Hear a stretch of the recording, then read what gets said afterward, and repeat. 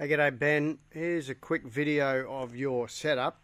So here's your main battery cables here. I've got a battery plugged in here just to get this thing on test.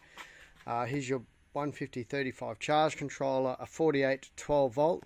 So you're going to tap into those empty terminals there, plus and minus, to run off to your 12 volt supply. There's a circuit breakers are over here. I'll put the cover on and they'll be labelled up for you, but basically these two here are going to be your two solar inputs. So I've got a couple of panels plugged in at the moment just as a test.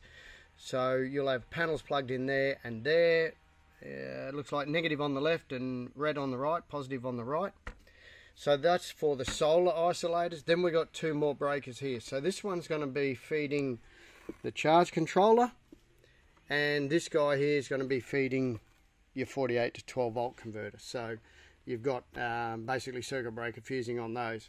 Battery monitor here, so that's all set up, ready to go at the moment, showing a battery voltage of 53.7, and we're putting 7 or 8 amps charge in just off my test setup.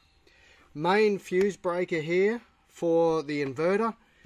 Pull that open quickly, close it quickly when you operate that guy, please.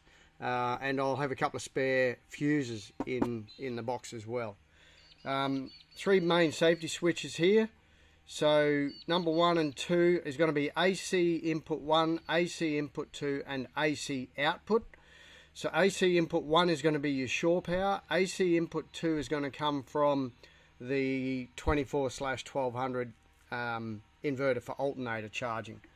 So they're wired in through these couple of cables here. So main supply coming out of the inverter is wired in on there. So that comes through this multi-cord cable. The other alternator input comes in on here. Connections over here are as follows. So you'll need to have a copy of this. I'll take a photo and message it to you as well. So AC input, I'm not going to put my fingers in there because it's live, but you've got a main ground. AC in, so it says in 1, AC out 1, so that's your main active neutral out, active neutral in, and then over this side is your AC in 2, that's your alternator charging setup there. Main battery terminals, don't get these wrong, plus and minus, get them around that way. If you get them the wrong way, it'll go bang. Yeah, it does actually, apparently. I've not made that mistake, so don't be the first. And so that's, and the data lead here.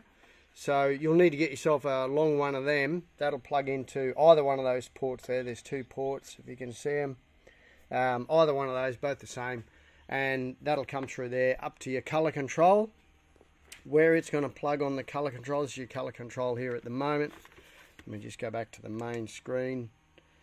And so it shows the inverter's running, no load on, I've got nothing hooked up. And there's 480 watts of solar charging that battery. The battery monitor will say 100%, but your batteries won't be at 100% initially.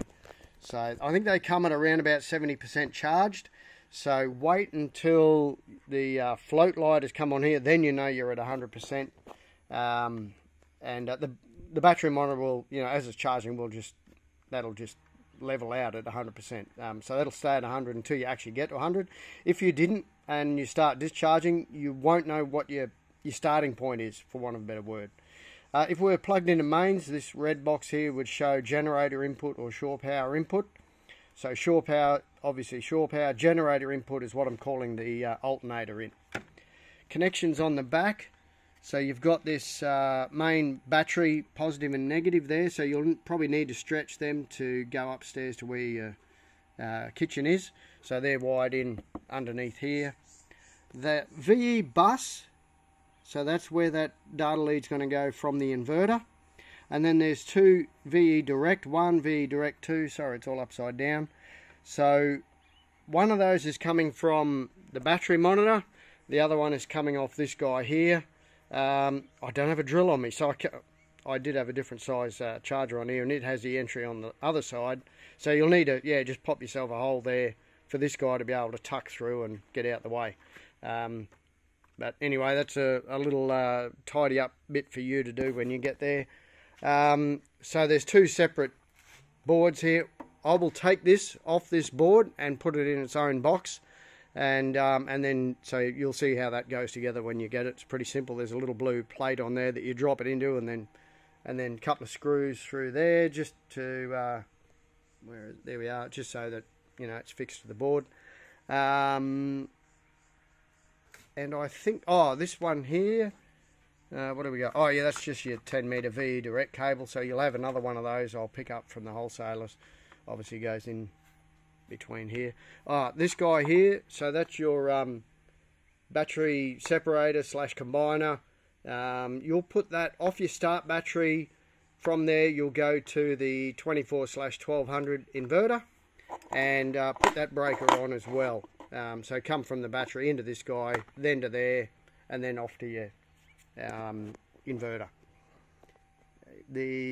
So the VSR will obviously shut down that inverter when you turn the key off. So I think that's about it for the install at the moment.